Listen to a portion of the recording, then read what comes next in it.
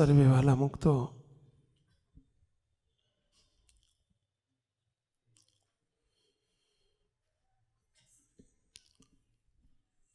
આપણે બહુ કારણ સત્સંગમાં આવીને ફાવી ગયા છીએ.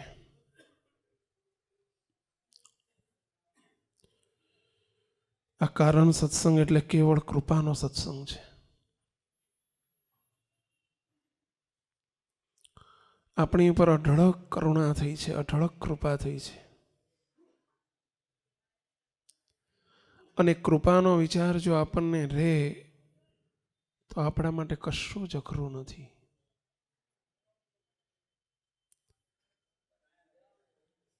કશું જ અશક્ય નથી.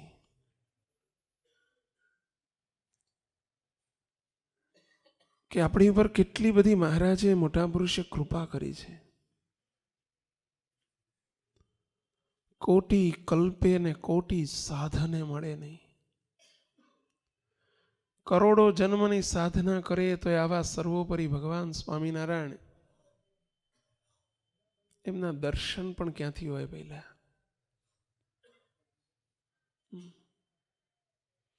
મહારાજે વચનામૃતમાં કહ્યું કે કોઈ અંગ્રેજ અમલદાર આવ્યો હોય અને એની સભામાં બેસવાનું મળે તો એને જો એનો મહિમા સમજાણો હોય ને કે આ કોણ છે, તો એને આનંદ વર્તે. મુક્તો જેમ આલોકની કોઈ મોટપનો ખ્યાલ આવે તો એનો આનંદ વર્તે છે, એમ આ ભગવાન સર્વોપરી સ્વામિનારાયણ ભગવાન ક્યાં, આપણા બાપાશ્રી ક્યાં, એમના મુક્તો ક્યાં,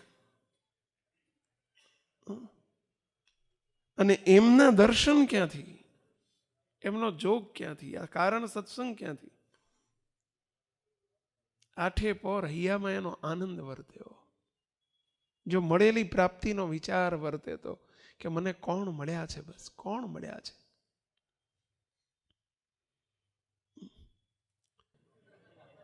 એટલે આ અનંત કોટી શ્રીજી મહારાજ વચનામૃતમાં એમ બોલ્યા છે. પ્રથમનું મધ્યનું 53મું વચનામૃત મહારાજ કે ભગવાનના અમારા સત્પુરુષની મોટપ કેવી છે એમ કરીને મહારાજ બોલ્યા છે કે હથેળીમાં જેમ જળનું ટીપું દેખે એમ અનંત કોટી બ્રહ્માંડોના જીવ પ્રાણી માત્રનું દેખી શકતા હોય, અનંત કોટી બ્રહ્માંડોનું દેખી શકતા હોય એવા સત્પુરુષ અમારા એવા છે. તો ભગવાન કેવા હશે વિચાર કરો.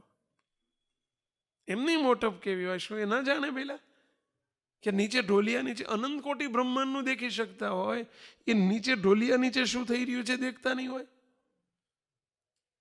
પણ આપણને ઘણી વખત આવો છૂપો નાસ્તિક ભાવ રહી જતો હોય છે. આપણે મહારાજને જાણીએ છીએ કે મહારાજ પ્રગટ છે, મહારાજ અંતર્યામી છે, મોટા પુરુષ પ્રગટ છે, અંતર્યામી છે, એવું જાણીએ છીએ. કોઈ આપણને એમ કહે કે ભગવાન ગયા, આ ફોટો છે, તો આપણે ઝઘડો કરીએ. બોલો, ફોટો ના કહેવાય, સાક્ષાત મહારાજ છે, તેજના સમૂહમાં છે, એ જ આ છે. અમારા બાપજી અમને પાકું કરાવે છે, ઘૂંટાઈ કરે છે કે મૂર્તિ નથી અને પ્રતિમા નહીં સમજવાનું, તેજના સમૂહમાં છે, એ જ આ મહારાજ છે, સાક્ષાત છે. આપણે બોલો એની જોડે ઝઘડો કરીએ. ભગવાન ગયા એવું આપણે કહેવા સંમત નથી, પરંતુ મહારાજને આપણે ગયા એવું નથી સમજતા. ત્યારે મહારાજ સાક્ષાત પ્રતિમા સ્વરૂપે પ્રગટ જ છે એવું નથી સમજતા. છૂપો નાસ્તિક ભાવ કહેવાય એને. શું કહેવાય? છૂપો નાસ્તિક ભાવ. બાપાશ્રીની વાતોમાં પહેલા જ ભાગમાં પહેલી વાત આની આવે છે. છૂપો નાસ્તિક ભાવ તે કેને કહીએ? મને કોઈ જોતું નથી, હું એકલો છું, કોઈને ખબર નથી પડતી. આ જે અંદર આપણને ગાંઠ વળી ગઈ છે અથવા તો એવો નાસ્તિક ભાવ આવી જાય છે, એને કહેવાય છૂપો નાસ્તિક ભાવ. નાસ્તિક નથી આપણે, મહારાજને ગયા સમજતા નથી, પણ આ જ સાક્ષાત છે એવું સમજતા નથી. મહારાજ મને દેખે છે એવું રહેતું નથી, મહારાજ જુએ છે એવું રહેતું નથી. અને પરિણામ સ્વરૂપે સમય આવે ને ત્યારે આપણે નાપાસ થઈ જઈએ છીએ. જો ફોન કરતા હોય ને ખાનગી હોય ને તો આપણે કહીએ કોઈને ત્યાં સાંભળતું, વાત કરી કોઈને ત્યાં સાંભળતું, આપણે બે એકલા જ છીએ. આવું બને જ કોઈ દાડ તમારે? બને જ આવું? બનતું હોય. આને શું કહેવાય? શું એકલા છીએ આપણે? શું કોઈ નથી સાંભળતું? શું મહારાજ પ્રગટ નથી? શું મોટા પુરુષ પ્રગટ નથી? શું એ અંતર્યામી નથી? આપણે છીએ છે તો એવું સબ કહીએ છીએ, પરંતુ રહેતું નથી વખતે જાણપણો. જ્યારે આજ્ઞા વિરુદ્ધ કંઈ પણ થાય છે ત્યારે જોજો તમે, અંધારું છે, કોઈ નથી જોતું, બાયણું બંધ છે, કોઈ જોતું નથી, આપણે એકલા જ છીએ, કોઈ જોતું નથી, સ્ટોપર વાંખેલી છે, ચિંતા ના કરશો. એટલે આ સ્ટોપરની પાછળ, બાયણાની પાછળ, પડદાની પાછળ માણસ ન જોઈ શકે. મહારાજ તો જુએ કે ન જુએ? પરંતુ એ જે પ્રગટપણું આપણને રહેવું જોઈએ એ સમયે રહેતું નથી. એને કહેવાય છુપો નાસ્તિક ભાવ. નાસ્તિક ભાવ નથી, પણ છુપો નાસ્તિક ભાવ છે. અને એટલે આપણને પ્રાર્થનામાં પકડી આપી છે કે મારી સર્વે ક્રિયાને તમે જોવો છો, સર્વે સંકલ્પોને તમે જાણો છો. બોલો બધા હાથ જોડીને. મહારાજ આ દ્રઢ કરવાનું છે આપણે, કે મારી સર્વે ક્રિયાને તમે જોવો છો, સર્વે સંકલ્પોને તમે જાણો છો. દિવ્ય દ્રષ્ટિ રૂપી તવ કેમેરો સદાયમ પર ધારો છો. આજ્ઞા વિરુદ્ધ કશું થાય નહીં, એવો પ્રગટપણું રખાવજો.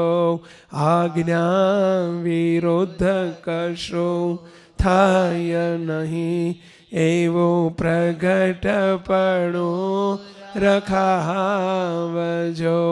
હો શ્રીજી તમારો પ્રગટપણું, અંતર્યામીપણું અખંડ રહો. હે મહારાજ, મારી સર્વે ક્રિયાને તમે જુઓ છો.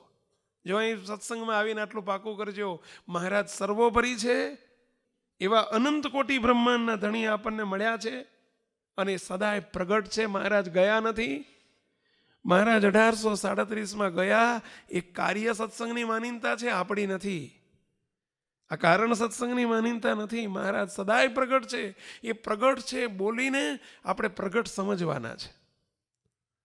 અંધારો હોય, એકાંત હોય, ગમે એટલી કદાચ એવી ગુપ્ત જગ્યા હોય, પરંતુ ક્યારેય નહીં સમજતા, વિચાર પણ નહીં કરવો કે મને કોઈ જોતું નથી. મહારાજ બધું જુએ છે.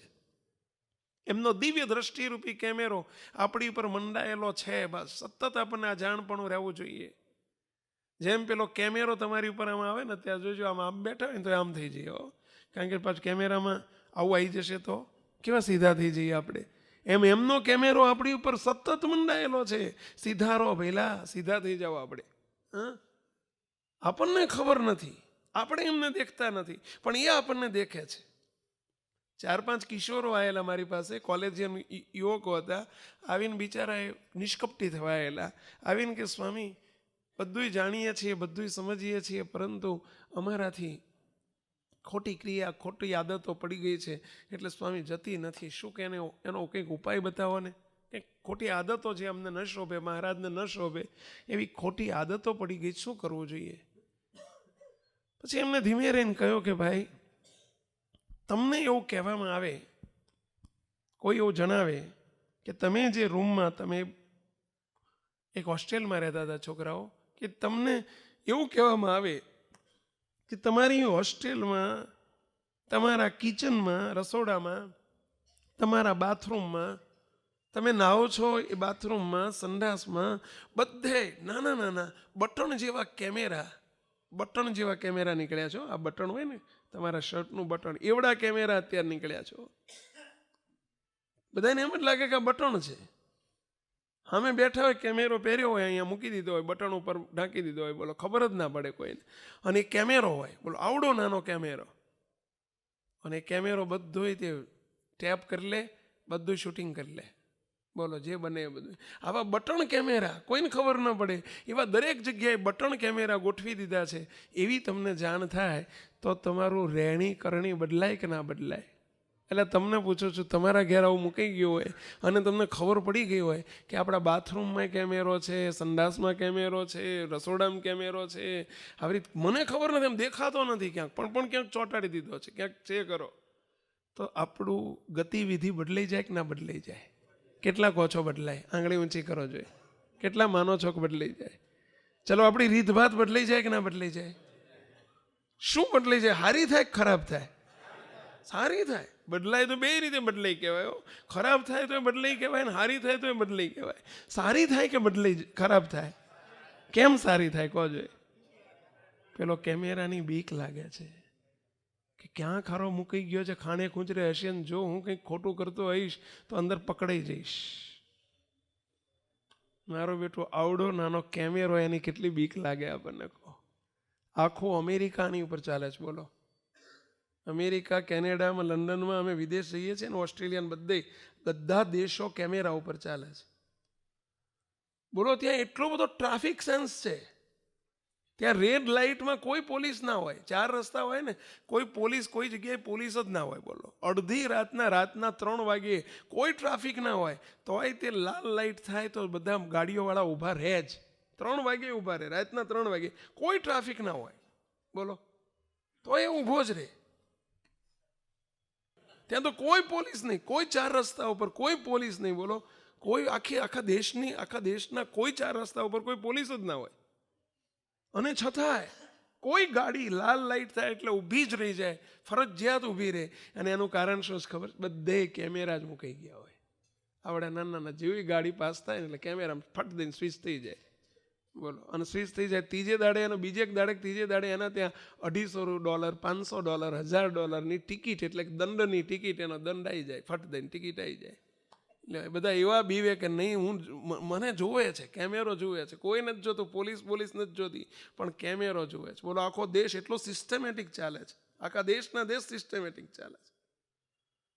મારું બેઠું આવડા નાના કેમેરાની બીક લાગે છે, અને $200-500ની બીક લાગે છે કે એટલો ડોલરનો ખર્ચો થશે. પરંતુ રાજા ધીરાજનો કેમેરો મારી ઉપર મંડાયેલો છે, એની બીક આપણને નથી લાગતી. અને એ કુરાજી થશે તો એટલે આ $50 અધિક કે એનો રાજીપો અધિક? $200-500 અધિક કે એનો રાજીપો અધિક? પણ આપણને જેટલી ડોલરની પડી છે, પૈસાનો દંડ થતો હોય ને તો આપણે સીધા રહીએ. ભગવાનનો રાજીપો નથી મળતો, અને કુરાજીપાનો દંડ એની આપણને પડી નથી. એનું કારણ હજુ આપણને એટલું મહારાજના મહાત્મ્યની ભાન નથી, મહિમા નથી મૂકતો. સતત આ વિચારધારા દ્રઢ થવી જોઈએ આપણને. મહારાજ સર્વોપરી છે એટલું નહીં, મહારાજ પ્રગટ અને પ્રત્યક્ષ છે. મોટા પુરુષ પ્રગટ અને પ્રત્યક્ષ છે. મારું બધું જુએ છે. હું ગમે ત્યાં આવીશ, બંધ બાયણે અંધારામાં હું કોઈ પણ ક્રિયા કરીશ તો અહીં તે મને લોકો નહીં દેખી શકે. હું આખી દુનિયાને છેતરી શકીશ, આમને નહીં છેતરી શકું. ભગવાનને નહીં છેતરાય આપણાથી. એ બધું જુએ છે. અને આપણું બધું જ ટેપ થાય છે, બધું ટેપ થાય છે. ગમે ત્યાં ગમે તે ક્રિયા કરતા આવીશું, અને એટલે આપણે ઊંધી ક્રિયા કરતા ખચકાતા નથી. આજ્ઞાઓનો લોપ થાય છે, એનું કારણ પણ આ જ. બોલો, અને એટલે આપણને રાજીપાની એટલી બીક નથી, કુરાજીપાનું દુઃખ નથી. અને બેફામ ક્રિયાઓ કરતા હોઈએ છીએ. ધ્યાન રાખજો, પેલા ભગવાનથી બીતા રહેજો. અમારે અમદાવાદમાં આપણે એક સત્સંગીને કેન્સર થયું. આજથી 5-7 વર્ષ પહેલાની વાત છે. એમને બ્લડ કેન્સર થઈ ગયું, લોહીનું કેન્સર. ઉંમર હતી 45 વર્ષની. નાની ઉંમર કહેવાય કે 45 બહુ મોટી ન કહેવાય. 45 વર્ષે બાળકો, 10-10, 15-15 વર્ષના છોકરા 2-3, અને કેન્સર થઈ ગયું. હરિભગતને નિષ્ઠા જોરદાર, મહારાજની નિષ્ઠા જોરદાર. બાપજીને વર્ષોથી સેવેલા. બજારનું પાણી ના પીવે, બહારનું પાણી ના પીવે. એટલી આજ્ઞા પાડે. બજારનું જમવાની વાત તો એક બાજુ રહી, બજારનું પાણી ના પીવે. ધર્માદા ચોખ્ખા કાઢે, ધંધો કરતા હતા, ધર્માદા ચોખ્ખા કાઢે, છતાં એમને કેન્સર થયું. ભગત બહુ સારા, સેવા એટલી કરે, તનની સેવા એટલી બધી કરે.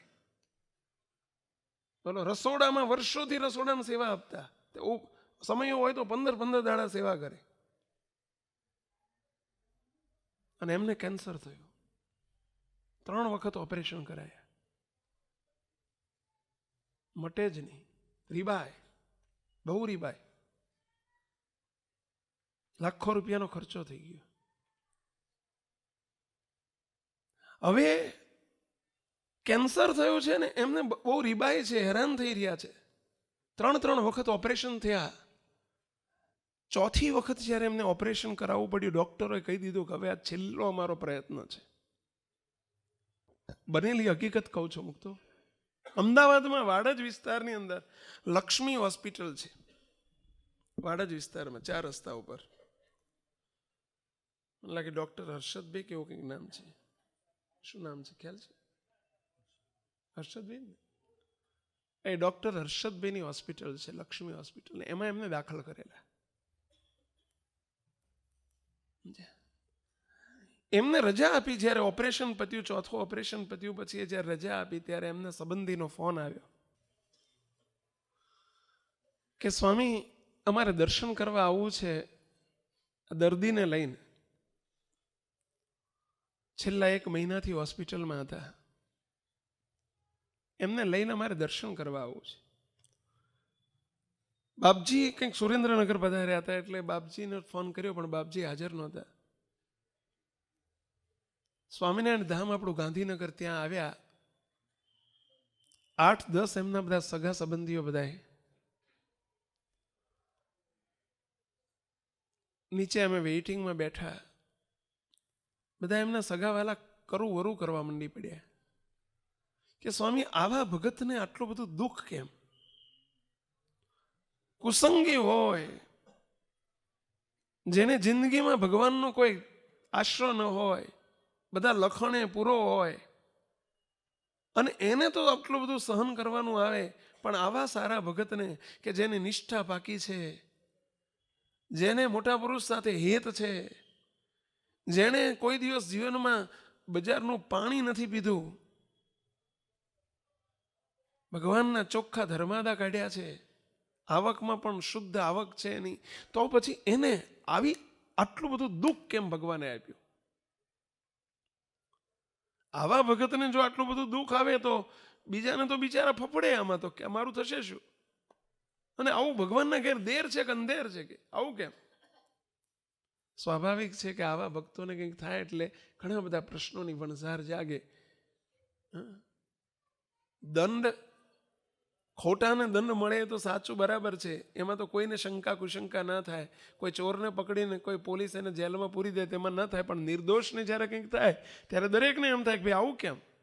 અને એમાંય તે પ્રભુ પ્રેરિત જ્યારે થતું હોય ત્યારે સ્વાભાવિક છે થાય કે ભગવાનના ઘેર દેર છે કે અંધેર છે? દેર એટલે ન્યાય છે કે અન્યાય છે? લાગે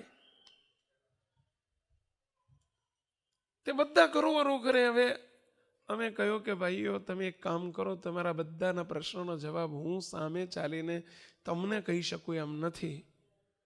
મારે એમને આનો જવાબ આપવો છે. તમે બધા બહાર જતા રહો, 2 જણા બેસીએ છીએ, દર્દી અને આ સેવક. અમે 2 બેઠા જ, પછી બધાને બહાર મોકલી દીધા. બારણું બંધ કર્યું, ધીમે રહીને પૂછ્યું કે દયાળુ, આ બધાય જે મને પ્રશ્ન પૂછતા હતા કે આવા સારા હરિભગતને આટલું બધું દુઃખ કેમ, આવું કેન્સર જેવું દર્દ કેમ, 3 વખત ઓપરેશન, આ 4થું ઓપરેશન કર્યું, અને આટલું બધું રીબાય છે, આનું કારણ શું? આ પ્રશ્ન જે બધા પૂછે છે એ પ્રશ્ન તમે મને પૂછી શકો છો? જો પૂછી શકતા હોય તો પૂછો, છાતી ઉપર હાથ મૂકીને પૂછો. બધા તમને બહુ શ્રેષ્ઠ હરિભગત માને છે, બહુ ટોપ A ગ્રેડના હરિભક્ત માને છે. તમે તમને શું માનો છો? જરા છાતી ઉપર હાથ મૂકીને પૂછો. તમે બહારથી બહુ સરસ દેખાઓ છો, અને દરેક બહારના જીવનથી જ દરેક શોભતો હોય છે. પોતાનું આંતરિક જીવન કેવું છે એનું જેને નિરીક્ષણ કરતા આવડે એ જ ભગવાનનો ભક્ત કહેવાય. જેને પોતાનું આંતર જીવન જોવાની આવડત હોય ને એ ભક્ત કહેવાય. દરેક વ્યક્તિ ને પ્રમાણપત્ર ઈચ્છતી હોય છે કે મારા માટે બધા સારું પ્રમાણપત્ર આપે, મને સારું સર્ટિફિકેટ મારું આપે, એવી દરેકની ઈચ્છા હોય છે. આપણાથી દૂર રહેલી વ્યક્તિ આપણું સારું પ્રમાણપત્ર આપે એમાં કોઈ નવાઈ નથી, પરંતુ આપણી નિકટમાં રહેનારી વ્યક્તિ જ્યારે આપણું સારું પ્રમાણપત્ર આપે ને તો જ એ સાચું પ્રમાણપત્ર છે. અને એના કરતા પોતે જ પોતાનું સાચું પ્રમાણપત્ર આપે ને પોતે હું કેવો છું એ શ્રેષ્ઠ પ્રમાણપત્ર છે. કારણ કે બાજુમાં રહેલી વ્યક્તિ પણ હજુ કેટલુંક ન જાણતી હોય, અંતરની વાત તો એ ના જાણતી હોય, આપણું બાહ્ય જીવન જાણતી હોય, અંતર જીવન કે હું એકાંતમાં કેવો છું એ ના જાણતી હોય, એ તો પોતે જ જાણતો હોય. દૂર રહેલી વ્યક્તિઓ પ્રમાણપત્રો આપે, ફલાણા ભાઈ બહુ સારા, ફલાણા ભાઈ બહુ સારો, અમારા માટે કે ફલાણા સ્વામી બહુ સારા. એ બહારનું દૂર રહેલી વ્યક્તિઓનું પ્રમાણપત્ર તદ્દન ખોટું હોય છે. એ તો પ્રશંસા માટે અપાતું હોય, એ તો ચરી ખાવા માટે અપાતું હોય, કંઈક સ્વાર્થ માટે અપાતું હોય, ખુશામત કરવા માટે અપાતું હોય. એ કંઈ બહુ મોટી વાત નથી. પરંતુ પોતાની નિકટમાં રહેલી વ્યક્તિઓ જે સાચું જે પ્રમાણપત્ર આપે એ એના કરતાં તદ્દન સાચું હોય. અને એના કરતાં કારણ કે નિકટમાં રહેતો હોય ને એને ખબર હોય કે આ બાપુ બહાર કેવી ફાંકા મારે છે ને કેવી વાતો કરે છે ને ખરેખર એમનું જીવન કેવું છે. એ તો જોડે રહેતા હોય ને રાત દાડો રહેતા હોય ને એને ખબર પડે. અને એના કરતાં પોતે પોતાનું પ્રમાણપત્ર આપે ને કે ખરેખર હું એમ હું કેવો છું, હું કોણ છું, હું કેવો છું, એના જેવું પ્રમાણપત્ર શ્રેષ્ઠ પ્રમાણપત્ર બીજું કોઈ નથી. અને મુક્તો હંમેશા સત્સંગમાં આવીને આપણને ઓળખતા શીખજો. આપણી દુનિયાને આખી દુનિયાને આપણે ઓળખી શકીએ છીએ, આપણે પોતાને ઓળખી નથી શકતા. આખી દુનિયાને ઓળખીએ કેવી છે, આપણે આપણને ઓળખીએ છીએ, બધાને ઓળખીએ છીએ, આપણે આપણને પોતાને ઓળખી શકીએ છીએ. બહુ મોટી બાબત છે. અહીં બેઠેલા બધાએ આટલું ઓળખજો. આ ભાઈને મેં એ પ્રશ્ન પૂછ્યો કે આ બધાએ તમને એવા જાણે છે કે આવા સારા હરિભગત છે તો એને આવું દુઃખ કેમ આવ્યું, આટલા સારા હરિભગત છે આવું દુઃખ કેમ આવ્યું? ચલો તમે તમારી જાતને એવું પ્રમાણપત્ર આપો છો કે તમે સારા છો, અને નહીંતર હું તમને દેખાડું તમારી ભૂલ કે તમને કેમ આ દુઃખ આવ્યું છે. કહું, નીચો જોઈ ગયા એ કે પૂછો પ્રશ્ન તમે આવો. જે બધા મને પૂછતા હતા ને કે આવા હારે હરિભગતને આવું દુઃખ કેમ આવ્યું, તમને પોતાને લાગે છે તમે સારા છો? મને કે સ્વામી ના. મેં કીધું બોલો, હજુ દુઃખ ટાળવું છે? તમારી ભૂલોનો એકરાર કરો, ભગવાન દયાળુ છે. અને પશ્ચાતાપ જેવું મોટું કોઈ પ્રાયશ્ચિત નથી. પશ્ચાતાપ જેવું કોઈ મોટું પ્રાયશ્ચિત નથી. રિયલાઇઝેશન જે થાય, પોતાને પસ્તાવો થાય કે I have done something wrong, મેં કંઈક ખોટું કર્યું છે, એનો પસ્તાવો થાય ને એના જેવું મોટું પ્રાયશ્ચિત કોઈ નથી. મને કે સ્વામી પણ તોય એટલું તો થાય કે આટલું બધું દુઃખ? મેં કીધું હવે તમે નહીં કન્ફેસ કરી શકો, હું કહું. તમે બહારથી બહુ સુંદર હરિભક્ત દેખાઓ છો, ફર્સ્ટ ક્લાસ અડધાની પાઇપનો તિલક ચાંદલો કરો છો, લાખો રૂપિયાના દાન કરો છો, ખૂબ દોડાદોડી કરો છો, ખૂબ સેવા કરો છો, ખૂબ ભક્તિ કરો છો. દુનિયા તમને શ્રેષ્ઠ હરિભક્ત જાણે છે. તમે બજારનું પાણી નથી પીતા, પરંતુ તમારું વ્યભિચારી જીવન કેવું છે એ તમને હું ટૂંકમાં કહી દઉં કે તમારું જીવન કેટલું વ્યભિચારી છે. હવે મને ન બોલાવશો, હવે તમે કબૂલ કરો તો કરી શકો, તમારું જીવન કેટલું વ્યભિચારી છે. આપણી હિન્દી સંસ્કૃતિ ભારતના સંસ્કૃતિ છે અને સ્વામિનારાયણ ભગવાને સ્પષ્ટ કહ્યું છે કે સ્ત્રીએ પર પુરુષનો ત્યાગ કરવો અને પુરુષે પર સ્ત્રીનો ત્યાગ કરવો. આપણી સંસ્કૃતિ છે, આપણા સંસ્કાર છે.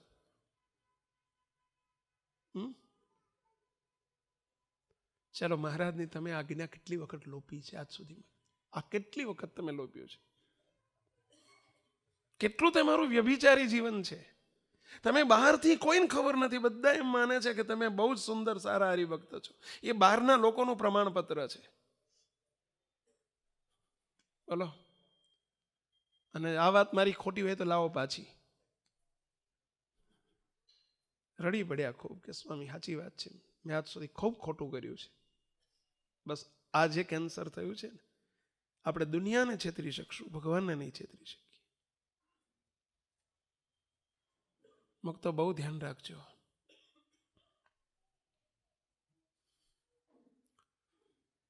આ સેવક જ્યારે ભણતો કોલેજ લાઈફમાં, એ વખતનો એક પ્રસંગ કહું.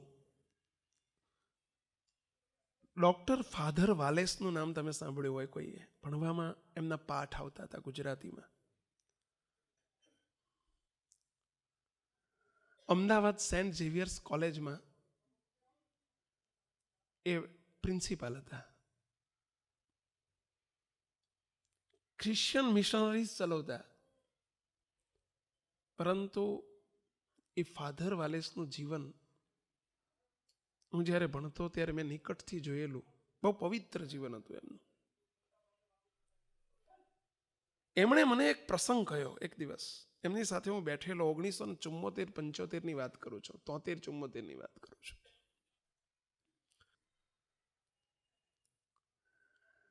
એમણે મને એક વખત વાત કરી કે સ્વામીજી, હું કોઈ સંપ્રદાયની ટીકા નથી કરતો, અને અત્યારે વાત કરું છું કોઈ સંપ્રદાયની કે કોઈ ધર્મની કે કોઈ નિંદા કે ટીકા માટે નથી, પરંતુ આપણે વાસ્તવિકતા તરફ જવું જોઈએ એના માટે કરીએ છીએ.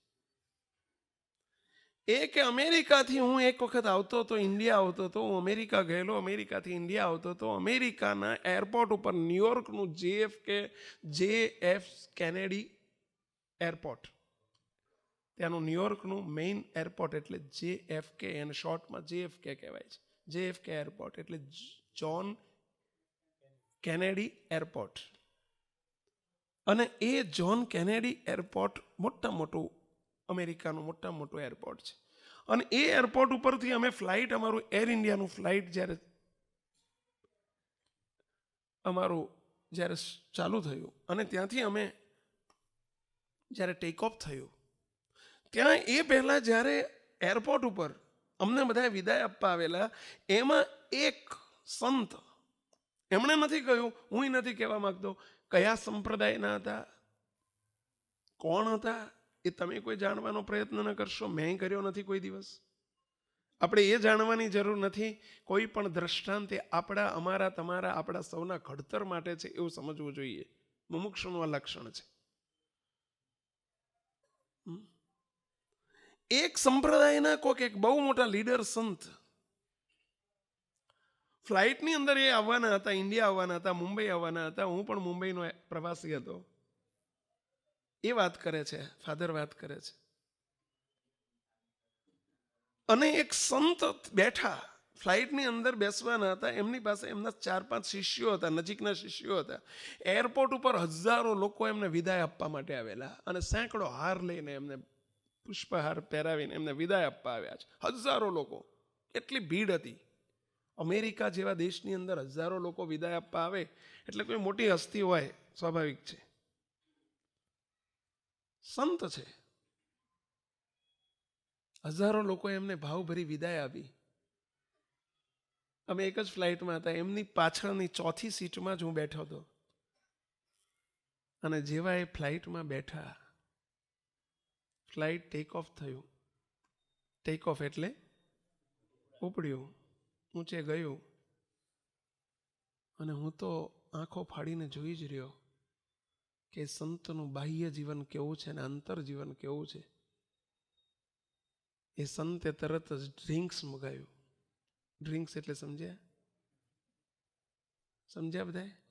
દારૂ ના, બધા નહીં સમજ્યા, કારણ કે બિચારા આ ગુજરાત સમજ્યા બધા, તો મને ખબર નહીં. લો, હા બોલો. દારૂ, શરાબ, બોલો. દારૂ મગાયો પેલા સંતે. હું જોઈ રહ્યો કે પાછળ બેઠો હું જોઈ રહેલો. ઉપરા ઉપરી 2, 4, 5, 6 પેગ લગાવીને દારૂ પીધે જ રાખે. હું જોયા કરું કે એક સંત આ પરિસ્થિતિ. બોલો, અમારી કે ત્યાંથી 13-14 કલાકની જર્ની થાય. અમેરિકાથી અહીંયા હોય તો 14 કલાકની જર્ની છે. અને 14 કલાકની જર્નીની અંદર મેં જોયું કે 8 વખત એમણે ડ્રિંક્સ લીધે જ રાખ્યું.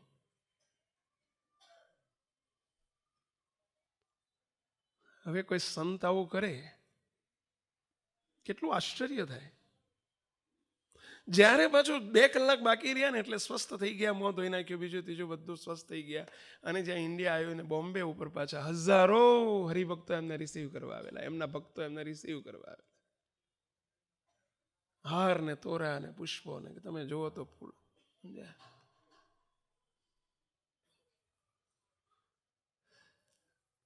આ બધાનું કારણ શું કહેશો? આજે આપણે વાત ચાલી રહી છે શું? દરેકને પોતાની આબરૂની જેટલી પડી છે અને મફતમાં આબરૂ લેવી છે. કંઈક જતું કરીને આબરૂ લેવી હોય ને તો લઈ શકાય, તો સારી વાત છે. પણ મફતમાં કંઈ કરવું નથી ને આપણે આબરૂ જોઈએ છે, કીર્તિ જોઈએ છે, વખાણ જોઈએ છે, પ્રશંસા જોઈએ છે, મોટપ જોઈએ છે. કશું ત્યાગવું નથી ને દરેક વ્યક્તિને મોટપ જોઈએ છે, દરેકને મોટા થવું છે. જેટલી આબરૂની માણસને પડી છે એવી ભગવાનના રાજીપાની કે સંતોના રાજીપાની નથી પડી. જો એની અંતર્યામીપણું પ્રગટપણું મનાય કે બસ દુનિયા ભલે નથી જોતી, મારા હજારો સેવકો નથી જોતા, પણ જે જુએ છે એ તો મને જુએ છે, એ તો જુએ છે. એમનાથી હું ક્યાં છુપાઈ રાખીશ? ક્યાં જઈશ તો એ નહીં જુએ. ચાલો, અંધારામાં નહીં જુએ, એકાંતમાં નહીં જુએ, બંધ બારણે નહીં જુએ, પડદાની પાછળ નહીં જુએ. મુક તો અમારી બધાને બેઠા છો, બધાને એક જ અપીલ છે, નાના મોટા બધાને, અમારા માટે જરૂરી છે ને તમારા માટે જરૂરી છે કે બસ મારી સર્વે ક્રિયાને તમે જુઓ છો, સર્વે સંકલ્પોને તમે જાણો છો, દિવ્ય દ્રષ્ટિ રૂપી તવ કેમેરો સદાયમ પર ધારો છો, આજ્ઞા વિરુદ્ધ કશું થાય નહીં, એવું પ્રગટપણું રખાવજો. એ મહારાજ, તમારી આજ્ઞા વિરુદ્ધ અમારાથી કશું ન થાય. પણ એ ક્યારે નહીં થાય? જ્યારે આવો વિચાર હશે કે એમનો દિવ્ય દ્રષ્ટિરૂપી કેમેરો હું ગમે ત્યાં જઈશ, વિદેશમાં આવીશ કે દેશમાં આવીશ, ખાણે ખૂંચરે આવીશ કે જાહેરમાં આવીશ, એકાંતમાં આવીશ કે બધાની વચ્ચે આવીશ, સમૂહ જીવનમાં આવીશ, પરંતુ મારી સર્વે ક્રિયાને ભગવાન જોઈ રહ્યા છે. નાના હતા ને ત્યારે જોજો, અમારે 3જા ધોરણમાં હું નાનો હતો, મને હજુ યાદ છે કે 3જા ધોરણમાં 4થા ધોરણમાં એક ગુજરાતીમાં પાઠ આવતો, ભગવાન બધું જુએ છે. આવા પાઠ આવતા. બોલો, પહેલાની કવિતાઓ કેવી હતી ને પાઠે કેવા હતા. ઓ ઈશ્વર ભજીએ તને ને મોટું છે તુજે નામ, ગુણ તારા નિત્ય ગાઈએ થાય અમારા કામ. પાઠે આવા હતા. ભગવાન બધું જુએ છે. હવે એવા પાઠે જતા રહ્યા ને એવી કવિતાઓ જતું રહી. કાળુડી કૂતરી ને આયા ગલુડિયા, 4 કાબરા ને 4 ભૂરિયા રેલો. બોલો લ્યો, હવે આજની કવિતાઓ આવી થઈ ગઈ.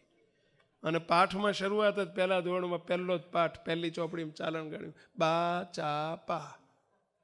શરૂઆત જ ચાથી શરૂ થાય. લ્યો બોલો, હા, ગધેડાનો ગ આવ્યો. બોલો, તો આપણા સંસ્કાર છે. ભગવાનને પ્રગટ સમજો કે બધું જુએ છે. કોઈ દિવસ આપણાથી ખોટું નહીં થાય, કદી ખોટું નહીં થાય. જો આટલું થાય તો કોઈ કેટલો, તમે જો અમારે ત્યાં સ્વામિનારાયણ ધામ ગુરુકુલમાં અમે એક આખો પ્રયોગ કર્યો. બોલો, અમારે ત્યાં વિદ્યાલય ચાલે છે, ગુરુકુલ ચાલે છે. અમે પ્રયોગ કર્યો કે ભાઈ આપણે દુનિયા આખીના વાત પાઠ શીખવા નીકળ્યા છીએ, તો પહેલાં આપણી જોડે રહેનારાને તો પાઠ શીખવીએ. અમે બોર્ડની અંદર નક્કી કર્યું કે બોર્ડની પરીક્ષામાં આપણા વિદ્યાર્થીઓ જે 10મા 12મા વાળા છે એમને નો સુપરવાઇઝર. બસ વિધાઉટ સુપરવાઇઝર પરીક્ષા આપવાની છે. ચોપડી લઈને બેવાનું. બોલો, પુસ્તક ઇંગ્લિશની પરીક્ષા હતી, ઇંગ્લિશની ટેક્સ્ટ બુક લઈને કે ગાઈડ લઈને બેવાનું, અને નો સુપરવાઇઝર નહીં. અને છતાંય તે જોવાની ઈચ્છા ના થવી જોઈએ. તો એ સંકલ્પ ના ઉઠવો જોઈએ કે લાય કોઈ જોતું નથી, તો ચોપડી જરા ઊંચી કરીને જોઈ લઉં. કોઈ નથી જોતું. કોની બીક રાખવાની છે? પહેલા ભગવાનની બીક રાખવાની છે. ભગવાન જુએ છે. અને અમુક તો આ વાત જો બધી પ્રસરે તો સ્કોડના કરોડોના ખર્ચા સરકારના કેટલા બચી જાય.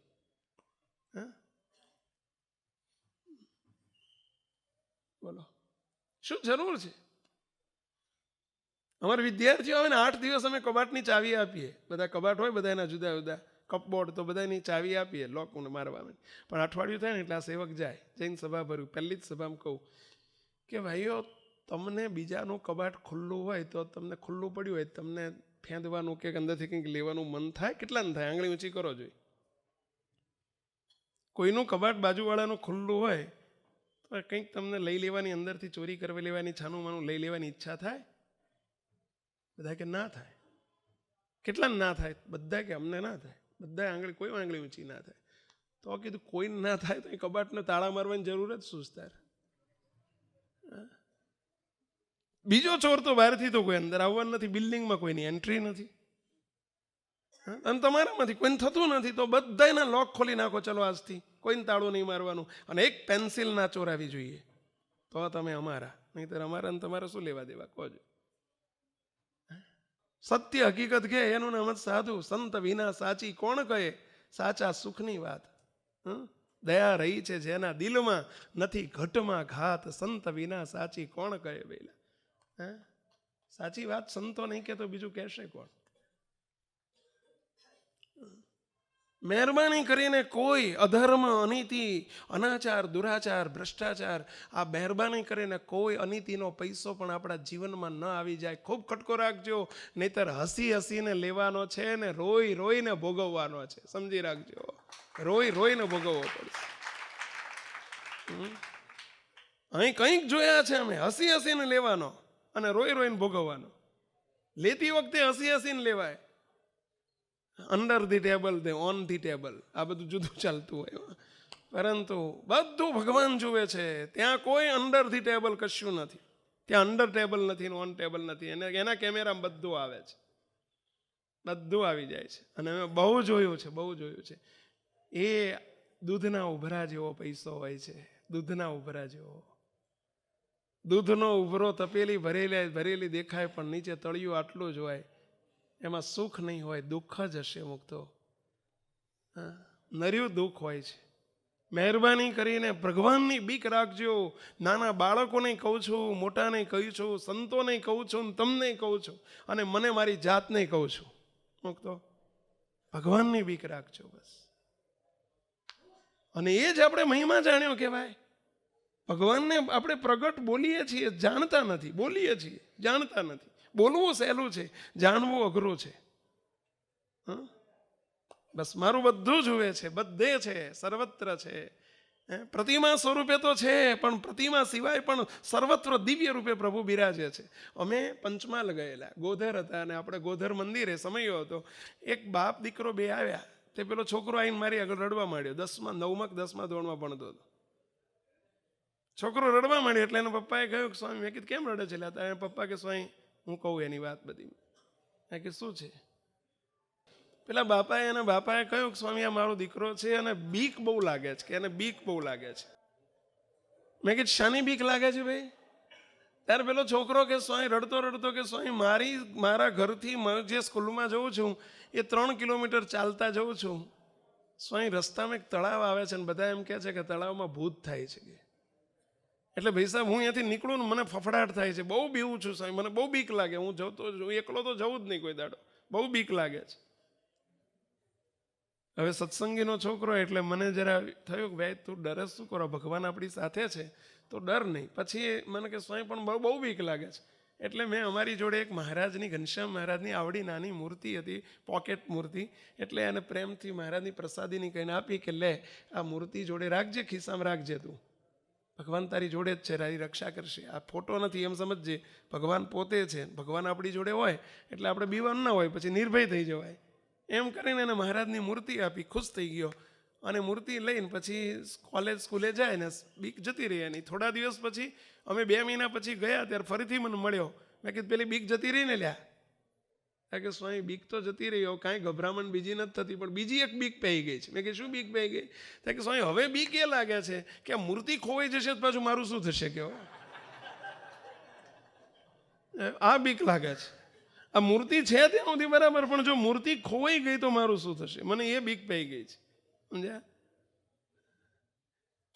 મુક્ત મેં એને પછી બીજો પાઠ શીખવવો પડ્યો, એનો આગળનો ફર્ધર સ્ટેપ શીખવવું પડ્યું કે ભાઈ મૂર્તિ રૂપે જ મહારાજ પ્રગટ છે એમ નહીં સમજતો. આપણે દિવ્ય રૂપે તું ગમે ત્યાં આવીશ તો મહારાજ મારી સાથે છે, ભગવાન મારી સાથે છે. બસ આ ભાવ કેળાવો તો મૂર્તિ ખોવાઈ જાય તો ભગવાન આપણી સાથે છે. હે, શા માટે ડરો છો? આપણે કોનાથી ડરો છો? નિર્ભયતા રહે, આપણને અહીંયામાં હિંમત રહે અને પ્રગટપણું રહે. આજ્ઞાઓ નહીં લોપાય. આપણે જે આજ્ઞા લોપીએ છીએ, અમે તો કાયમ કહીએ છીએ સંતોની સાધુની સાધુતાનો આધાર પ્રગટપણાના વિચાર ઉપર છે. અમારામાં જો પ્રગટપણાનો વિચાર હોય ને એટલી જ અમારી સંતની સંતતા રહે, સાધુતા રહે. નહીંતર અમને કોણ જોવે છે? બંધ બાયણું કર્યું એટલે તમે અમને જોવાય એકવાર નથી. અમારું બાહ્ય જીવન જુદું હોય, અંતર જીવન જુદું હોય. ના ચાલે ભાઈ, ના ચાલે. અને જેના આવા ડ્યુઅલ લાઈફ હોય ને, 2 જીવન હોય ને, બાહ્ય જીવન અને અંતર જીવન જેના જુદા હોય, એ સાધુ નથી, એ સંત નથી, એ સાધુનો દેખાવ છે. સાધુનો વેશ લીધો કહેવાય. અને તમે પણ જો તમારા 2 જીવન હોય, બહાર દુનિયાની આગળ જુદા અને અંદર ખાનગીમાં જુદા, તો તમે તે સત્સંગીનો વેશ લીધો છે. સત્સંગી નથી, સત્સંગીનો વેશ લીધો છે. તો અમે સાધુનો વેશ લીધો છે. સત્સંગમાં આવીને આ સમજવાનું છે કે જેવા આપણે બહાર છીએ, જેવા દેખાઈએ છીએ, એવું આપણે જીવન બનાવવાનું છે. અને એવું જીવન બનાવવું હોય તો ભગવાનનું પ્રગટપણું ફરજિયાત જોઈશે કે ભગવાન પ્રગટ છે. બસ મોટા પુરુષ પ્રગટ છે, મારું બધું જોવે છે. જોજો આપણને નાના છોકરાની બીક લાગતી હોય છે. કોઈ બીડી પીતો હોય ને એના ઘરવાળા ખબર ના પડી જાય, કોઈને ખબર ના પડે એટલે છોકરાથી છાની માની પીવે. અમે થોડા સમય પહેલાં અમે મોડાસા બાજુ હતા ને એમાં એક ગામડું હતું, એક નાનકડું ગામ, ને અમે ત્યાં પધરામણી હતી. એક સ્કૂલના આચાર્યને ત્યાં અમારી પધરામણી હતી. સ્કૂલના આચાર્ય એટલે મને કોઈ કહ્યું કે અહીંયા સ્કૂલના આચાર્ય સાહેબ છે, 18 વર્ષથી અમે સ્કૂલના છે, આચાર્ય છે, અને 55 વર્ષની લગભગ ઉંમર, અને સ્વાય અમારી સ્કૂલ બહુ સરસ ચલવે છે ને બહુ એમના વખાણ કર્યા. અમે ગયા, પછી બેઠા, પધરામણી થઈ, પછી પૂછ્યું કે સાહેબ મારે પૂછાય નહીં, પણ છતાંય તે મારી ફરજ બજાવું છું, ખોટું ન લગાડતા, પણ આપને કંઈ વ્યસન નહીં હોય નહીં? એટલે કંઈ બોલ્યા નહીં. સારું, એટલો એમનો ગુણ કહેવાય. મૌન રહ્યા એટલે મૌન એ હાનિ નિશાની છે. હંમેશા મૌન છે ને હાનિ નિશાની છે, સંમતિની નિશાની છે. એટલે મેં ફરીથી પૂછ્યું કે સાહેબ કંઈ વ્યસન નહીં હોય આપને? કે સ્વામીજી હું બીજાને તો કોઈને અત્યાર સુધી ખબર નથી પડવા દીધી, પણ તમારી આગળ ખોટું ન બોલાય સ્વામી, હું સિગરેટ પીવું છું, બીડી પીવું છું. સાહેબ આચાર્ય થઈ બીડી પીવો છો? તમે આચાર્ય છો સ્કૂલના, તમારા શિક્ષકો બીડી પીવે તમે ના કેવી રીતે પાડશો? તમારા વિદ્યાર્થીઓ બીડી પીશે તમે ના કેવી રીતે પાડશો? તમારા વિદ્યાર્થીઓ તમાકુ માવા ગુટકા ખાશે તમે ના કેવી રીતે પાડશો? તમારી જીભ બંધ થઈ ગઈ, સિવાય ગઈ, ખબર છે? અને મને તો કોઈ શિક્ષકો વ્યસની હોય કે આચાર્યો વ્યસની હોય, ડોક્ટર વ્યસની હોય, આશ્ચર્ય થાય. બોલો. પછી મને કે સ્વામી સાચું કહું? મેં કીધું બોલો. મને કે સ્વામી પણ કોઈને ખબર જ નથી હું બીડી પીવું છું. અત્યાર સુધી સ્વામી હું 18 વર્ષથી આ ગામમાં છું, મારા ઘરવાળાને ખબર નથી, મારા વિદ્યાર્થીઓને ખબર નથી, મારા શિક્ષકોને ખબર નથી કે હું બીડી પીવું છું સ્વામી, પણ પીવું છું એ હકીકત છે. કેવો બોલો, નથી ખબર ને એટલે ભાઈ ફૂલાયા ફરે છે. આપણે લોકો જે ફૂલાયા ફરીએ છીએ ને કોઈને ખબર નથી ને એટલે, પરંતુ આને ખબર છે એવી પડે તો જ સેવક થઈને જીવી શકાય, અને તો જ દોષ જાય પહેલા આપણા, તો જ સ્વભાવ હટે, તો જ આપણી પ્રકૃતિ હટે. પણ આપણને દુનિયાની બીક છે, આમની બીક લાગતી જ નથી આપણને. મેં કીધું સાહેબ કોઈને ખબર નથી પણ ભગવાન તો જાણે છે, તમે તમારી જાત તો જાણે છે, ચલો તમારો આત્મા તો જાણે છે કે હું પીવું છું એટલી ખબર છે, તો તમે શા માટે તમને પોતાને છેતરો છો? તમે બીજાને છેતરો છો પણ તમને છેતરો છો તમે શા માટે? આ દ્રષ્ટાંત માત્ર એ આચાર્ય પૂરતું નથી, એ બેઠેલા ઘણાને લાગુ પડતું હશે હો. આ ઇનડાયરેક્ટ આપણી ઉપર થતો ટોન્ટ છે, સમજી લેજો. હા, કોઈ એવું ના માનતા કે આપણે બધા દૂધે ધોયેલા છીએ હો. હા, અહીં બેઠેલા એવું નહીં સમજતા. આ બધી વાતો થાય છે ને, એ બધી તે આપણી ઉપર લેજો કે આ વાત મારા માટે થાય છે એવું સમજજો, તો અહીં આયા સફળ થયા. એ શાક રોટલા જમવા નથી આયા, માત્ર આપણે આપણા જીવનને બદલવા આવ્યા છીએ. ભગવાનનું પ્રગટપણું જીવનમાં દ્રઢ કરવા આવ્યા છીએ. આપણા જીવનને ઉન્નતિના માર્ગે, રાજીપાના માર્ગે લઈ જવા આવ્યા છીએ. એને રાજી કરવા છે. અને રાજી ભગવાન આપણા બાહ્ય દેખાવથી રાજી નથી થતા, અંતર જીવનથી રાજી થાય છે. કે આપણું ઇનર લાઈફ કેવું છે એનાથી ભગવાન રાજી થાય છે. આપણી પ્રશંસાથી આલોકની વ્યક્તિ રાજી થાય. આપણે પ્રશંસા કરીએ એટલે કોઈ દેહાભિમાની હોય ને એ રાજી થાય, ભગવાન રાજી ના થાય. આપણે એમની પ્રશંસા કરીએ ને મોટા મોટા પ્રવચનો આપીએ એટલે ભગવાન રાજી ના થાય. એને રાજી કરવા તો આપણું આંતર જીવન, એની શુદ્ધિ અને એની પવિત્રતા ફરજિયાત છે. મુક્તો બસ ભગવાન જુએ છે, બધું ભગવાન જુએ છે, એ વિચાર નિરંતર રાખજો. એટલે ભગવાનને કાંઈ ખબર નહીં હોય. તન કી જાણે મન કી જાણે, જાણે ચિત્ત કી ચોરી, ઉનકી આગે ક્યાં છુપાઈએ, જિનકે હાથ મેં જીવન દોરી. ભગવાનથી શું છુપાવવાનું હોય, એમને ખબર નહીં હોય. પણ આપણે લોકો છે ને બહુ આવો બહુ શો કરવાતા હોઈએ ઘણી વખત. હા, અમારે ઘણા શું કરે ખબર છે, આ તો સહેજ ચોખવટ કરી લો મૂકતો. ઘણા આમ આવે ને લાઈનમાં દર્શન કરવા આવે ને, અહીંયા કંઈક પેલી છાબડી પડી હોય ને, કંઈક એમ કીધું હોય કે ભાઈ સંતોને પૈસા જોડીને ના નાખવા અથવા બડાડવા નહીં, એટલે છાબડી હોય અહીંયા આવીને જ પાકીટ કાઢે ને એમાંથી ભાઈ આમ દેખાડે કે જો હું કેવો પૈસાદાર છું. પછી ધીમે રહીને અમારું ધ્યાન કેન્દ્રિત કરવા ખોખારો ખાય. પછી ધીમે રહી અલ્યા ભાઈ પાછળ લાઈન લાંબી છે બાપા, તાર 2 રૂપિયા મૂકવા હતા, 5 રૂપિયા મૂકવા હતા, તું આગળથી તૈયાર કરીને લાઈને. પણ એમાં દેખે કોણ કહો જોઈએ.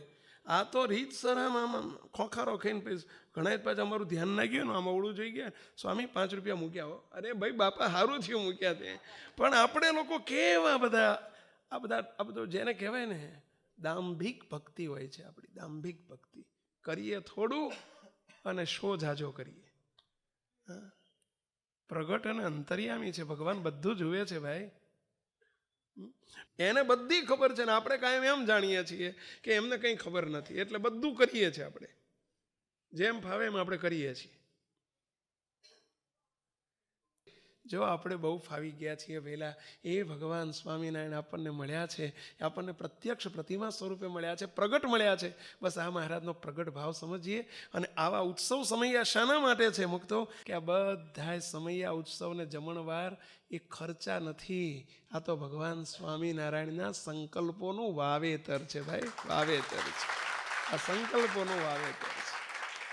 બોલો, આ સંકલ્પમાં આ પ્રસાદી જમી જાય ને તો એ સમજી લેજો એની અંતર શુદ્ધિ ચાલુ થઈ જાય, અંતર શુદ્ધિ ચાલુ થઈ જાય અને એનો કલ્યાણનો મોક્ષનો માર્ગ શરૂ થઈ જાય, મોક્ષનો માર્ગ ચાલુ થઈ જાય. બોલો, અમારે 2001માં બનેલી વાત કરું છું. બોલો, સ્વામિનારાયણ ધામમાં આપણો સ્વામિનારાયણ મહામંત્ર દ્વિશતાબ્દી મહોત્સવ હતો. સ્વામિનારાયણ મહામંત્રનો સ્વામિનારાયણ ધામનું ઉદ્ઘાટન હતું અને પેલો 8 દિવસનો પ્રોગ્રામ હતો. ઘણા આવ્યા હતા આમાંથી. હવે એ વખતે ત્રીજા દિવસે એક ચોર પકડાઈ ગયો,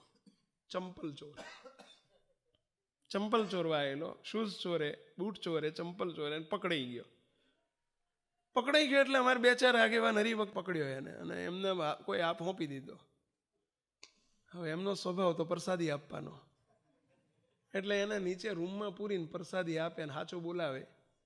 અને હું પર રૂમમાં બેઠેલો ને ત્યાં પેલો બૂમો પાડે ને એટલે અવાજ સંભળાય. એટલે મેં કોણ બૂમો પાડે છે? કે સ્વામી એક ચોર પકડ્યો છે નીચે અને રૂમમાં પૂર્યો છે, એટલે એ થોડોક પ્રસાદી આપે છે એટલે બૂમો પાડે છે. એટલે કે જો જાવે જઈને અટકાવો, કહી દો કે એને મારવાનું નથી, મારી જોડે લઈ આવો એને. મને કે સ્વામી આમાં તમારું કામ નહીં, એને જે થતું હોય થવા દો ને બધું.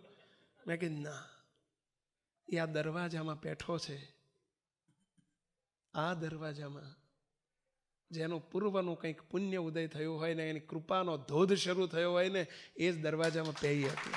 પણ કે સ્વામી ચોર છે, અરે ચોરી કરવાના બાને ભલે આવ્યો, પરંતુ આ ભગવાનના દરબારમાં ભગવાનનો દરવાજો છે, અંદર બેઠો છે ને, નક્કી કંઈક બેલેન્સ છે એનું. હું તો તમને એક પ્રશ્ન પૂછું, મેડિકલ કોલેજના દરવાજામાં કોણ પહેરે કહેશો? 40% વાળો દરવાજામાં જાય? ફોર્મ લેવાય જાય? ઇન્ક્વાયરી કરવાય જાય?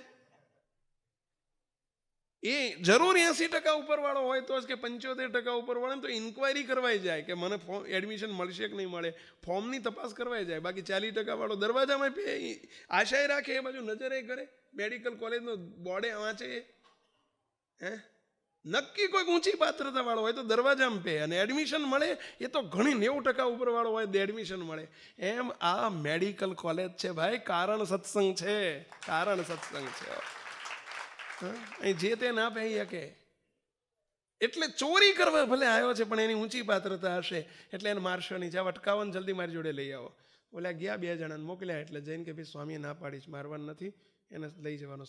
સ્વામી ક્યાં આમાં વચ્ચે આવે છે કેવો, પણ આજ્ઞા થઈ એટલે લઈ આવ્યા. મને કે સ્વામી આને પ્રસાદી જપાય, તમે શું કરવા વચ્ચે આવો છો? પોલીસ બોલાવી છે, થોડી વાર અમે પ્રસાદી આપીએ ને પછી પોલીસને આપી દઈશું. મેં કીધું પોલીસને હમણાં બંધ રખાઈ દો, તમે બાજુમાં જતા રહો, મારે બેન એકલા મારે બેસવું છે. એટલે અમે રૂમમાં એકલા બેઠા, મેં બાયણું અંદર બંધ કરી દીધું. પેલો 20-21 વર્ષનો છોકરો હતો, 19-20 વર્ષનો યુવાન છોકરો. મેં કીધું જો ભાઈ હવે તું નિર્ભય છું, તું નિર્ભય છું, તું ભય છોડી દે, બોલ, તને હું કાંઈ શિક્ષા નહીં થવા દઉં, પણ હું જે પૂછું એનો સાચો જવાબ આપી દે, કંઈ જ ખોટું ના બોલીશ. તું આ દરવાજામાં બેઠો છું, તું રોજ પ્રસાદી જમેશ? કે સ્વામી 3 દાડાથી રોજ 2 ટાઈમ જમું જ. કે બસ તું જમે છે એટલે તારો કંઈક ઉદય થયો છે, તારો મોક્ષનો માર્ગ શરૂ થઈ ગયો છે, અને એટલે હવે તું પાત્રતા વાળો છો, અપાત્ર નથી, કુપાત્ર નથી, તું પાત્ર છો. નહીં તો તને આ પ્રસાદી ના મળે. પ્રસાદી જમે છે, સ્વામિનારાયણની પ્રસાદી છે, ભગવાન સ્વામિનારાયણ જમ્યા એ પ્રસાદી છે, એ પ્રસાદી ખાધી છે એટલે તારી ઉપર મને દયા આવે છે. અને એટલે હું તને પૂછું છું કે નક્કી તું પાત્ર તો છું જ, તો તું જે સત્ય બોલજે, સાચું બોલજે, તું છૂટી ગયો, નિર્દોષ એમ સમજજે. તને પોલીસને નહીં આપું અને ઓલા ભાઈઓને નહીં આપું, બસ તું સાચું બોલી જા. મને કે બોલો સ્વામી, તમે કહેશો હું પૂછીશ, પૂછશો એ જવાબ આપી દઈશ. મેં કીધું બોલ, આજે કેટલામો દિવસ? કે સ્વામી પહેલા દિવસથી જ ચોરી કરવા આવું છું. કેટલામી જોડ ચોરી? કે સ્વામી આજે જે છેલ્લી પકડાયો ને 18મી જોડ હતી, 18મી જોડ હતી. મેં કીધું એ બધા ક્યાં મૂક્યા છે? કે સ્વામી ટાંકીની પાછળ એક વાડ છે ને, વાડમાં એક બખોલ કરીને ત્યાં મૂકી દીધેલા છે. મેં કીધું ગણાવું, જોવા મોકલું છો, ફોન કરીને કહ્યું નીચે ભાઈ જાઓ, ત્યાં આ જગ્યાએ જઈને જોઈ આવો, જેટલા હોય એટલા લઈને ગણીને કહો મને કેટલા છે. કાઢ્યા હતા નવા બધા, જૂના તો લઈ જ ના જાય. અને 18 એણે કીધું એ હાવ સાચું નીકળ્યું, 18. મેં કીધું હા, મને વિશ્વાસ બેઠો છે છોકરો સાચો. મેં કીધું આ તું વર્ષોથી કરે છે કે હમણાં જ ચાલુ કર્યો છે ધંધો? ત્યાં મને કે સ્વામી મારા જીવનની શરૂઆત જ આ 3 દિવસ પહેલાં કરી, આ ચોરીની શરૂઆત મેં 3 દિવસ પહેલાં. સ્વામી એમ કરતાં ધ્રુસકે છોકરો રડી પડ્યો, ધ્રુસકે રડી પડ્યો. મને કે સ્વામી આ જિંદગીમાં હું સાહુકારનો દીકરો છું, હું શરાફનો દીકરો છું, મારા મા બાપના સંસ્કારી મા બાપનો દીકરો છું. સ્વામી એને એનું નામ કહ્યું. મેં તારું નામ શું, તારું ગામ કયું, તારા મા બાપ કોણ છે, બધી ઇન્ક્વાયરી કરી. એ કે સ્વામી હું નાનો હતો 5 વર્ષનો, મારા બાપા એક્સપાયર થઈ ગયેલા છે. મારી માએ લોકોના કામ કરીને મને ભણાવ્યો છે. અત્યારે મારી મા હોસ્પિટલમાં છે, ફલાણી હોસ્પિટલમાં છે, છેલ્લા 13 દિવસથી હોસ્પિટલમાં છે. સ્વામી એને આવતીકાલે રજા આપવાની છે. મારી જોડે એને પૈસા જે દવાખાનામાં ભરવાના છે એ પૈસા નથી. એટલું જ નહીં, પણ સ્વામી દવાના પૈસા નથી. મારી જોડે બીજો કોઈ ઉપાય નહોતો. હગાવાલાને બધે પૂછ્યું, હાથ લાંબા કર્યા, કગર્યો, ભીખ માગી, ક્યાંય મેળ ન પડ્યો. સ્વામી કોઈ ઉપાય નહોતો. મારી માને મારે ડિસ્ચાર્જ દવાખાનામાંથી કરાવી છે, કેવી રીતે કરાવું? સ્વામી આ સિવાય મારી પાસે કોઈ ઉપાય નહોતો, એટલે મેં આ ન છૂટકે કર્યું છે. કહેતા બહુ રડી પડ્યો. મેં કીધું હવે તું નિર્ભય થઈ જા. તારી માનો 1 નહીં, લાખ રૂપિયાનો કે 5 લાખનો ખર્ચો આવશે તો આ સંસ્થા બેઠી છે, ઠાકોરજી બેઠા છે, ચિંતા ના કરીશ. તારી માને જે દવાનો ખર્ચો આવશે તું ચિંતા ના કરીશ, તું નિર્ભય થઈ જાય. જો આ વાત સાચી હશે, હું આ તપાસ કરું છું અત્યારે ફોન કરીને મેં નીચે કહ્યું તપાસ કરો ફલાણી હોસ્પિટલમાં, આ દર્દી, આ ખાટલા નંબર, આ વોર્ડ નંબર, આ દર્દીનું નામ છે, તપાસ કરી લો કે આ વાત સાચી છે કે નહીં. જો સાચી હોય તો એ લાચારીથી એણે આ કામ કર્યું છે, એને શોખ નથી, રીઢો નથી. મોટો પ્લસ પોઈન્ટ એનો એ છે કે એ મંદિરમાં બેઠો છે. પ્લસ પોઈન્ટ એનો એ છે પ્રસાદી જમ્યો છે. પ્લસ પોઈન્ટ એ છે કે સ્વામિનારાયણ ભગવાનના શરણે ઇનડાયરેક્ટ આવી ગયો છે. ભલે ડાયરેક્ટ નહીં તો ઇનડાયરેક્ટ આવી ગયો છે. અને મુક્તો દવાખાનાની તપાસ કરી 5 મિનિટમાં મને જવાબ આવ્યો, સ્વામી વાત સાચી છે, એની માં દવાખાનામાં છે, નામ ઠામ ખામ ખાટલો જે આપ્યું તે બધું સાચું હતું. હવે કે જો તું આજે તારા દવાખાનાની ચિંતા છોડી દે, તારી જોડે હું 2 માણસોને મોકલું છું, ખિસ્સામાં રૂપિયા લઈને મોકલું છું, જે બિલ થશે બધું બિલ ચૂકવાઈ જશે. 1 મહિનાની નહીં 6 મહિનાની દવા તમતા કરવી પડશે ને તો આ તે બિલ અહીંથી ચૂકવાશે, દવાઓ અહીંથી અપાશે. તું મને પાણી મૂકી દે, આજે નિયમ લઈ લે કે આજ પછી જીવનમાં ચોરીનું કર્મ નહીં કરું. બસ મારે તારી જોડે આટલી પ્રોમિસ જોઈએ છે. તો બાકીની બધી પ્રોમિસ તને અહીં સુખી કરવાની, તને નોકરી અપાવવાની જવાબદારી અમારી, અને તને ઠેઠ પહોંચાડવાની જવાબદારી અમારી. બોલ, ઠેઠ પહોંચાડવાની જવાબદારી. તું આટલું આજથી નિયમ લઈ લે કે આજ પછી હું કદી ચોરી નહીં કરું, જીવનમાં બસ કોઈ પ્રકારની ચોરી નહીં કરું. બોલો, એ છોકરો ખોળામાં માથું મૂકીને જે માના ખોળામાં દીકરો માથું મૂકે ને એમ એ હજુય મને એ દિવસ યાદ છે. અમારા ખોળામાં માથું મૂકીને ખૂબ રડ્યો. એને પસ્તાવો થયો. રડ્યો તો શાનો હતો? પસ્તાવો થયો. મેં શું કર્યું? બસ ધેટ વોઝ ધી ઇનફ. એટલું પૂરતું હતું. એનો બધો લગભગ 60-70 હજારનો દવાનો ખર્ચો, પેલો હોસ્પિટલનો ખર્ચો હતો, બીજી દવાઓ, જે થયો એ બધું એને ચૂકવાઈ ગયું. એ છોકરો આજે ચુસ્ત સત્સંગી છે અને આખો પરિવાર એટલો સુખી છે. આપને કહેવું છે કે એ ચોરી કરવા આવ્યો હતો પણ એ અપાત્ર નહોતો, કુપાત્ર નહોતો, મંદિરમાં બેઠો પ્રસાદી જમ્યો, એક નક્કી એનો મોક્ષનો માર્ગ ચાલુ થઈ ગયો. એવું નથી કહેતો કે તમે બધાને આવવાને પકડી લાવજો ચોરોનો, એવું કહેવામાં નથી માંગતો. પરંતુ એ ચોર અહીં આવશે ને કદાચ મંદિરમાં આવશે ને ગમે તે આવશે, આ પ્રસાદી આ સ્વામિનારાયણ ભગવાનની પ્રસાદી છે, આ કારણ સત્સંગની પ્રસાદી છે. મુક્તો એ પ્રભુના સંકલ્પમાં સમાઈ ગયો એમ સમજજો. એક વખત પ્રસાદી ખાધી એટલે એના જન્મ મરણના ફેરા ઉપર ચોકડી વાગી ગઈ. આજે મહારાજને બાપા અહીં બિરાજે છે, એમને એ જ પ્રાર્થના કરું છું, હે મહારાજ, હે બાપા, બાપજી, આજની પ્રસાદી જે જમે બસ એના જન્મ મરણના ફેરા ઉપર ચોકડી તાણી દેજો, ચોકડી તાણી દેજો. બસ અમારો તો એક જ સંકલ્પ ને એક જ પ્રાર્થના છે. પહેલા આ પ્રસાદીને આપને એ કહેવા પુરવાર કરવા માંગુ છું કે આ ખર્ચા નથી, આ વાવેતર છે, આ કલ્યાણનું વાવેતર છે. સદાવ્રત ખોલ્યું છે આ ભગવાન સ્વામિનારાયણનું. આ સ્વામિનારાયણ સંપ્રદાયમાં સ્વામિનારાયણની પ્રસાદી જમે એટલે એના આત્યંતિક કલ્યાણનો માર્ગ આજે નહીં તો કાલે ખુલ્લો થશે. મુક્તો જરૂર ખુલ્લો થઈ જાય છે, દ્વાર ખુલી જાય છે. ભલે ટીકાકારને ખબર નથી કે આ શું છે, પણ ભગવાન સ્વામિનારાયણની પ્રસાદી છે ભાઈ. આ શાકોત્સવ એના માટે છે અને એના માટે છે. બીજું, જોડી સેવાનો પર્વ પણ આજે છે. એ શાના માટે છે? પહેલા આ પ્રસાદી શાકોત્સવ સ્વામિનારાયણ ભગવાનનું વાવેતર છે. અને જે જોડી સેવાનું એક નિમિત્ત કરે છે ને એ તમારા બધાયનું વાવેતર છે. એ તમને વાવેતર કરવા માટે છે કે એમાં કંઈક વાવેતર થઈ ગયું. આજે 5 રૂપિયા, 10 રૂપિયા, 25 રૂપિયા કે જે કંઈક નાનકડી એક મુઠ્ઠી જુવારની પણ સેવા થઈ ગઈ, સમજી લેજો એ તમારું વાવેતર થઈ ગયું. વાવેતર એ ભગવાનના દરબારમાં ફિક્સ ડિપોઝિટ મુકાઈ ગઈ.